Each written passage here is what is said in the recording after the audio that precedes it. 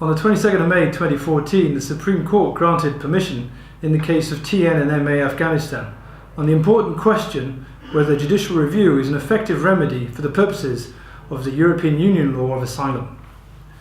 The key ingredients of an effective remedy against a negative decision on asylum are 1. An independent decision by a court or tribunal, that is 2. Binding on the Secretary of State.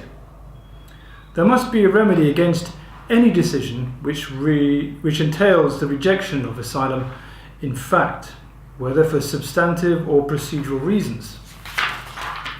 To be effective, there must be the possibility of review of the facts as well as the law, and the National Court must be able to review the merits of the reasons which led to the rejection of the asylum claim, either as unfounded or made in bad faith. What immigration practitioners have come to regard as a remedy by way of appeal in the tribunal is in fact a remedy in the form of an independent decision on the merits. It is a retaking of the decision by an independent body on both the facts and the law. For this reason, it self-evidently meets the UK's obligations under the Procedures Directives to guarantee disappointed asylum applicants an effective remedy against the refusal of asylum.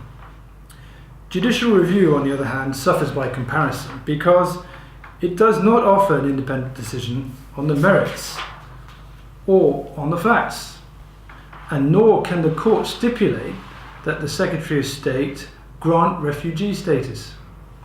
The Court of Appeal's decision in TN is important because if, in holding that traditional JR is all that is required to meet the requirements for effective remedy under European Union law, the court is saying that our domestic system of asylum appeals to the tribunal is more than European Union law requires. This controversial view stems from the court's ruling that the answer to what is an effective remedy under the Procedures Directive in European Union law, which is a matter for the Luxembourg Court, is to be found in the European human rights case law of the Strasbourg Court.